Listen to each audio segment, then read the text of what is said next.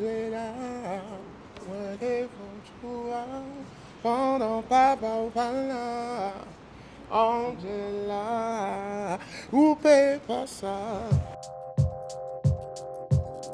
On sortirait Angela aujourd'hui, je pense qu'on aurait des gros problèmes. Mais bon, pour l'époque, c'était un délire, quoi. Je sais pas vraiment pas comment on le défendrait aujourd'hui d'ailleurs. Je pense qu'on serait un peu en galère. Au départ, ce morceau devait absolument pas exister en tant que tel parce que c'était juste un petit délire qu'on avait entre nous et qu'on a enregistré sur un tout premier disque, un EP. Mais c'était vraiment une interlude qui durait à peine une minute.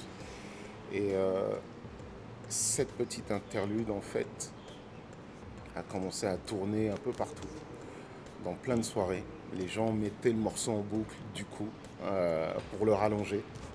Ce qui nous a donné l'idée d'en faire un morceau.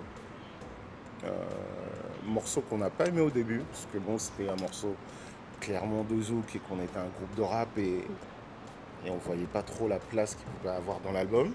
Mais bon, malgré tout, on s'est dit, la demande est tellement forte partout que voilà, on va le faire pour le public. Et puis, ce morceau est devenu ce qu'il est et il nous apportait. Donc, merci à ce grand morceau. Angela, ouais, pendant papa ou pas là. Angela, ou pas ça. Qui j'en moins aimé. Les au cas du moins ou excité. Tu as au moins gapé aux cadences. Les ou corps allongés, corps et moi. Jusqu'à demain. M'en voulais sentir au satin. Nous sentons nous qu'elle a demain matin. Angela, moi qui font tu pendant papa ou pas là.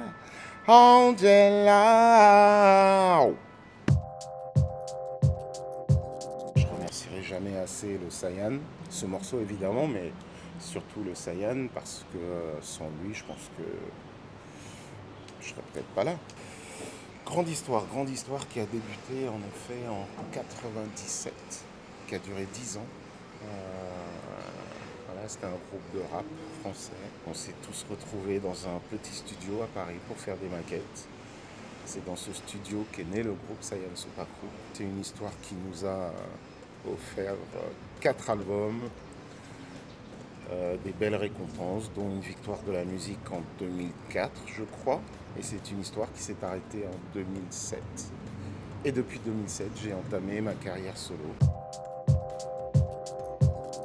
J'ai surfé un peu sur les rencontres que je faisais durant, on va dire, les dernières années du Sayan. Je commençais à collaborer avec pas mal de gens, surtout par rapport au beatbox. C'est finalement un DJ du nom de JP Mano, qui est mon meilleur ami aujourd'hui, et qui m'a ouvert les portes du funk et de la soul. Et c'est là que je me suis dit qu'il y avait un truc à faire. C'était là ma voix, c'était là que je pouvais grandir en tant qu'artiste. C'était là que je pouvais atteindre une forme de vérité.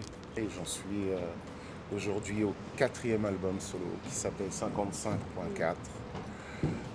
Que je viens défendre sur les terres de l'île de la Réunion et je suis très content d'être là.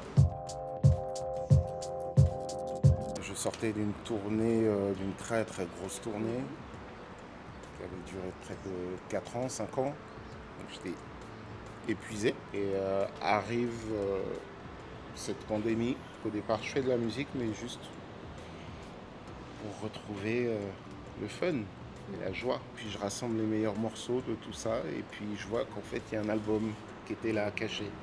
C'est un album pivot pour moi. Mais je pense que c'était pas forcément l'album qui tendait le plus la main vers le public. Mais c'est un album dont j'avais besoin. Il va avoir un prochain album. Et il est sûr que le prochain, il va falloir que je vienne le chanter ici, c'est sûr. Je pense très honnêtement que c'est mon meilleur album des 5. Musicalement, ce sera le plus riche. Il y aura des beaux invités. Je peux en citer un, on va dire pour l'instant, qui est Ibrahim Malouf. Et il y en aura d'autres. Le pouvoir de la musique, surtout en live, fait voler en éclats beaucoup de frontières, beaucoup de barrières. Et du coup, c'est ce que j'essaie de véhiculer. Il faut être cool avec soi, en fait. Il faut être beaucoup plus cool avec soi. Everybody dancing, up on upset car. Oh, everybody dancing. Everybody dancing. Oh, everybody dancing, up on upset car. Ooh.